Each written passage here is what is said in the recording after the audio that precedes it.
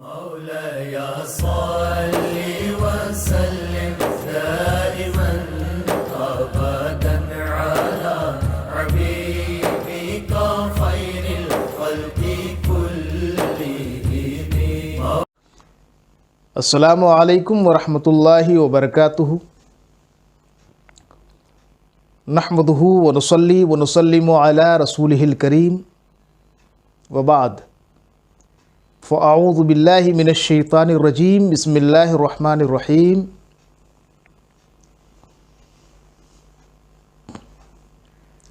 ادعو الی سبیل ربک بالحکمۃ والموعظۃ الحسنہ. صدق اللہ العلی العظیم وصدق رسولہ النبی الامین المتین الکریم. ناظرین گرامی قدر،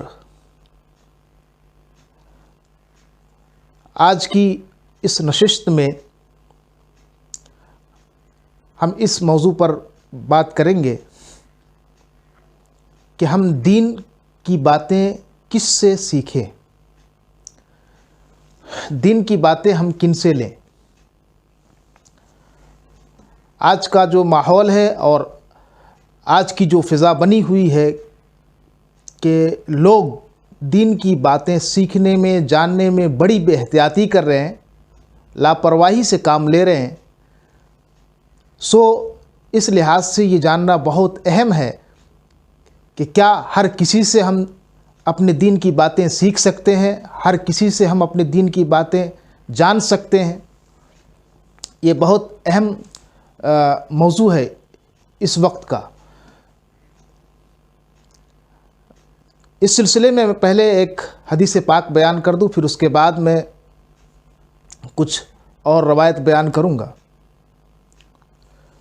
جس قسم کا ماحول اس وقت چل رہا ہے اور ہر کوئی اپنے آپ کو دین کا اسکالر، اسلام کا اسکالر بتا رہا ہے، اور اپنے چینل پر، اپنے پیج پر اور اپنے سائٹس پر آ کر کے وہ اسلام کی باتیں، دین کی باتیں کر رہا ہے. تو ایسے ماحول میں یہ جاننا بہت اہم ہے کہ ہم ان سب سائٹس اور پیج اور چینل کے ذریعے دین حاصل کر سکتے ہیں یا نہیں کر سکتے، اور کر سکتے ہیں تو کیسے کر سکتے ہیں، اور ان کی باتوں پر اعتماد کرنا کیا ہماری شریعت میں، ہمارے دین میں اس کی قید و بند ہے، اس کے کچھ حدود ہے، یا یہ مطلق ہے، قید سے آزاد ہے. سو اس سلسلے میں بہت اہم نقطے کی طرف میں اشارہ کروں گا. اس سے قبل ایک حدیث پاک سن لیں تاکہ اس حدیث پاک سے ہمیں یہ ذہن ملے کہ دین کی باتوں کے نام پر کس طرح لوگوں کو دین سے دور کریں گے. حضرت ابو ذر غفاری رضی اللہ تعالیٰ عنہ سے مروی ہے، فرماتے کہ میں آقا علیہ الصلوۃ والسلام کے ساتھ تھا تو حضور علیہ الصلوۃ والسلام نے 3 مرتبہ یہ جملہ دہرائے، ریپیٹ کیا کہ مجھے اپنی امت کے معاملے میں دجال سے بھی زیادہ ایک چیز کا خطرہ ہے، اس سے بڑھ کر کے. یہ الفاظ آپ نے 3 مرتبہ فرمائے. حضرت ابو ذر کہتے ہیں کہ میں نے عرض کیا یا رسول اللہ، وہ کیا چیز ہے جو آپ کی امت کے حق میں دجال سے بھی زیادہ خطرناک ہے؟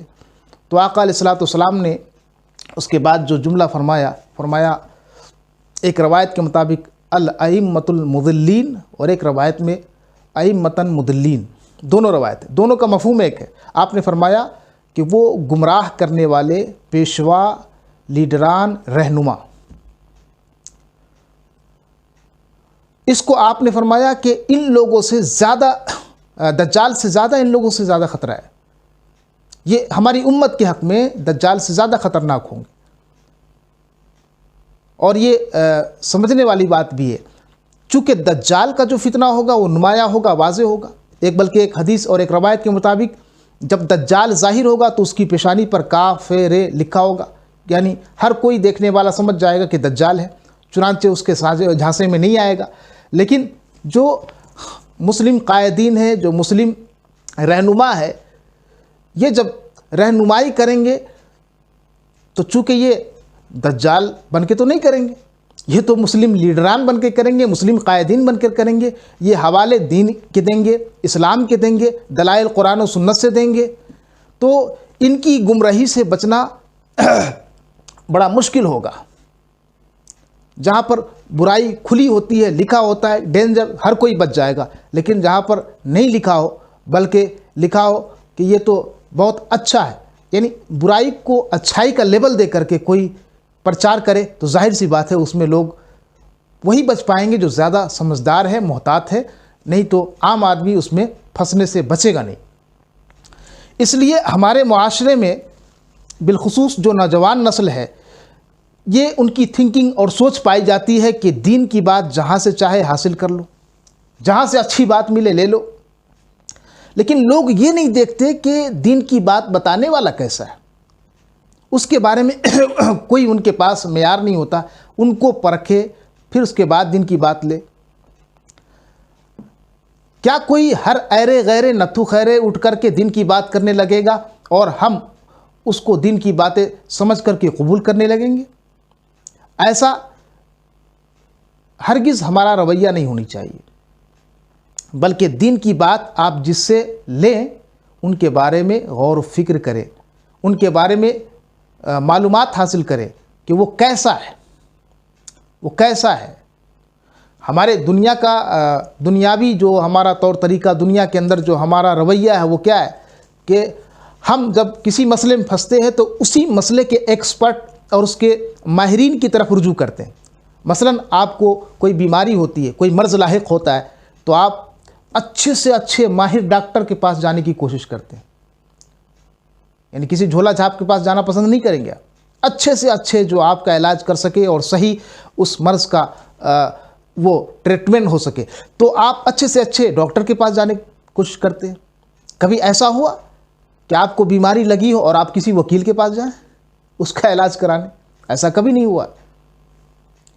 تو جب دنیا کے معاملے میں ہماری اس طرح کی روش ہے تو دین کے معاملے میں تو اور زیادہ احتیاط کی ضرورت پڑتی ہے۔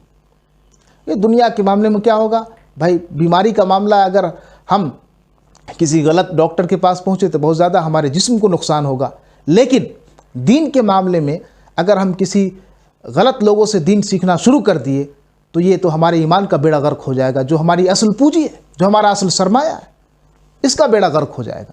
تو اس لیے ضروری ہے کہ بڑے احتیاط سے ہم دین کی باتیں سیکھیں یا جانیں، ان لوگوں سے دین کی باتیں لیں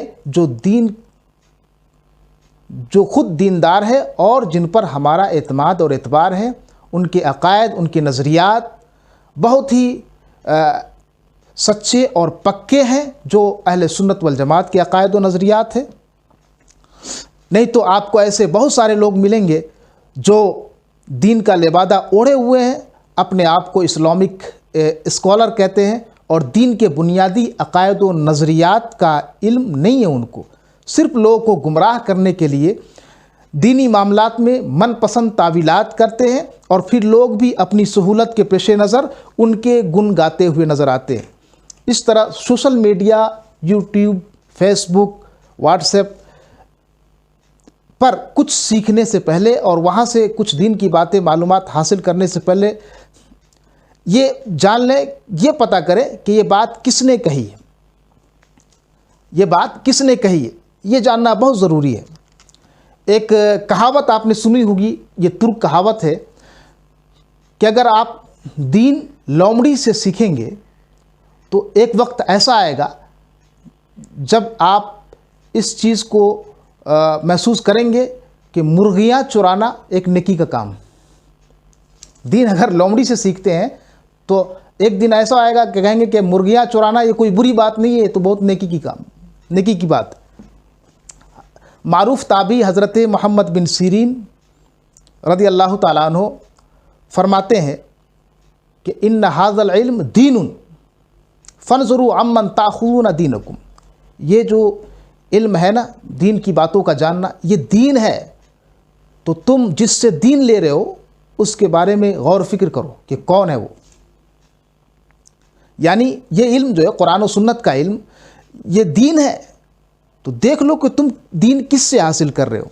دین کی باتیں جس سے لے رہے اس کے بارے میں پہلے جان لو، جانچ پرکھ لو کہ خود اس کا اپنا دینی اعتبار سے اسٹیٹس کیا ہے۔ سنن دارمی کے اندر ایک روایت بیان کی گئی ہے، امام ابن سیرین کے پاس دو اہل ہوا آئے، یعنی دو فاسق و فاجر بدعتی قسم کے لوگ آئے اور بولے کہ اے ابو بکر، آپ کی یہ کنیت تھی امام محمد بن سیرین کی، کہا اے ابو بکر ہم آپ کو ایک حدیث سنائیں گے۔ امام ابن سیرین نے فرمایا بالکل نہیں، اس کی اجازت نہیں۔ وہ دونوں بولے قرآن کی ایک آیت آپ کے سامنے پڑھ دیتے، حدیث نہیں سنیں گے تو قرآن کی آیت پڑھ دیتے۔ امام ابن سیرین نے فرمایا نہیں، یا تو تم دونوں یہاں سے اٹھ جاؤ یا میں اٹھ کے چلا جاتا ہوں۔ آپ نے سخت تنبیہ کی۔ وہ دونوں خیر باہر چلے گئے تو آپ کے جو شاگرد تھے حاضرین میں سے، ان میں سے کسی نے امام ابن سیرین سے عرض کیا اے ابو بکر، اگر یہ دونوں کتاب اللہ کی ایک آیت آپ کے سامنے پڑھ دیتے تو کیا ہو جاتا، کیا بگڑ جاتا، سن لیتے آپ۔ تو حضرت امام ابن سیرین نے فرمایا کہ جانتے ہو کیا ہوتا، مجھے اندیشہ یہ ہوا، چونکہ یہ اہل ہوا ہے، یہ خواہشوں کے پیچھے چلتے ہیں، اللہ رسول کے پیچھے چلنے والے لوگ نہیں، مجھے اندیشہ یہ ہوا کہ کہیں ایسا نہ ہو کہ یہ کوئی آیت پڑھے اور اس میں تحریف کرے، یعنی اپنی طبیعت اور اپنے من کی باتیں ملا دے اور پھر وہ تحریف ہمارے یا تمہارے دل میں بیٹھ جائے، ہم اس کو اچھا سمجھنے لگے۔ یہ روایت بتاتی ہے کہ دین کے معاملے میں، دین کی باتوں کو سیکھنے کے معاملے میں، قبول کرنے کے معاملے میں ہمیں کتنا محتاط رہنا ہے۔ اس لیے جسے بھی اپنا دین اور ایمان پیارا ہو وہ اس معاملے میں بہت محتاط رہیں، کسی بھی بدعقیدے سے، کسی بھی دین کے بیزار لوگوں سے آپ دین کی بات سیکھنے کی کوشش نہ کریں۔ کہیں ایسا نہ ہو کہ وہ دین کی آڑ میں قرآن و سنت کا حوالہ دے کر آپ کے اندر بدعقیدگی کے جراثیم بھر رہے ہوں اور آپ کو اس کا احساس بھی نہ ہو اور آپ کے ایمان کا بیڑا غرق ہو جائے۔ اللہ تعالی ہم سب کو اس سے محفوظ رکھے۔ اللہم ارنا الحق حقا وارزقنا اتباعہ، اللہم ارنا الباطل باطلا وارزقنا اجتنابہ۔